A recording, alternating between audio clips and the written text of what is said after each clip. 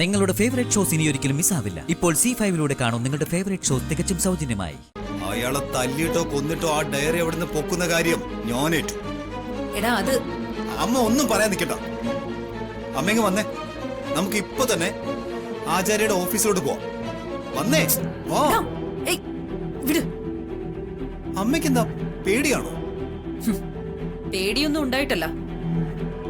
പക്ഷെ ഏതൊരു കാര്യം ചെയ്യുമ്പോഴും ബുദ്ധിയോടും വിവേകത്തോടു കൂടിയും വേണം നമ്മൾ അത് ചെയ്യാൻ. അയാൾക്ക് 2 തല്ല് കൊടുത്ത് ആ ഡയറി എടുക്കുന്നോണ്ട് എന്ത് സംഭവിക്കാനാ പോകുന്നത്? വിനയ്, ആചാര്യ സമൂഹത്തില് നിലയും വിലയും ഉള്ള ഒരാളാ.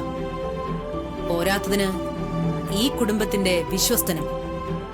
എടുത്തു ചാടി നമ്മൾ അദ്ദേഹത്തെ ഉപദ്രവിച്ച അത് പിന്നീടൊരു പുലിവാലായി മാറും. മാത്രമല്ല, അദ്ദേഹം വാക്കിന് വലിയ വില കൊടുക്കുന്ന ആളുവാ. അയാളെ കൊന്നാ പോലും ഡയറി നമുക്ക് കിട്ടാൻ പോകുന്നില്ല. പിന്നെ എങ്ങനെ നമ്മളത് കൈക്കലാക്കും?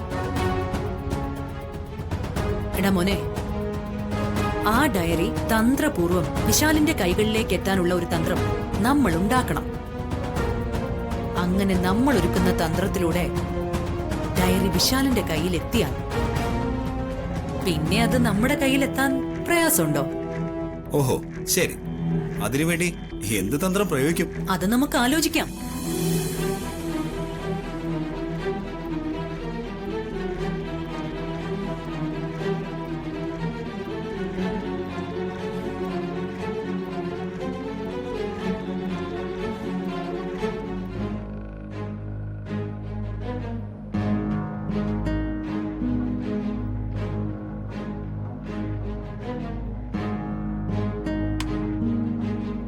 ഇത് നായ്ക്ക് പൊതിക്കാത്ത തേങ്ങ കിട്ടിയോലേ.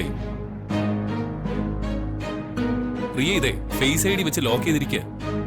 അവളുടെ മുഖം കാണാതെ ഈ ഫോൺ ഓപ്പൺ ആവില്ല. അപ്പോ നമ്മൾ കഷ്ടപ്പെട്ടത് മുഴുവൻ വെറുതെ ആയല്ലോ. ഇത് ഓപ്പൺ ചെയ്യാതെ അവള് നിരന്തരം സംസാരിക്കുന്നത് ആരോടാണെന്ന് നമുക്ക് അറിയാനും പറ്റില്ലല്ലോ. പാർവതി, നീ എന്താ ഈ ആലോചിക്കുന്നത്?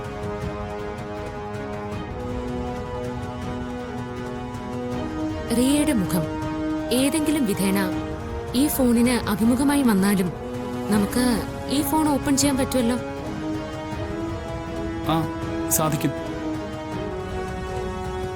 പക്ഷേ അവൾ അറിയാതെ എങ്ങനെയാ? അതിന് വഴിയുണ്ട്.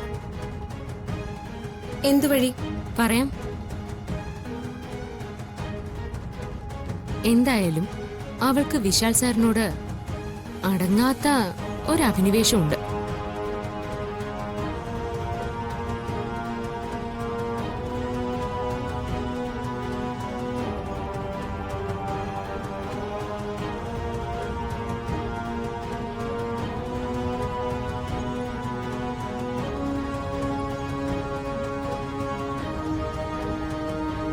എങ്ങനെയുണ്ട്?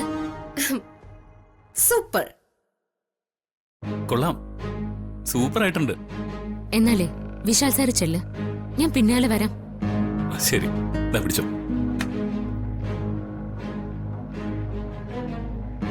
പാർവതി, കൊള്ളാം.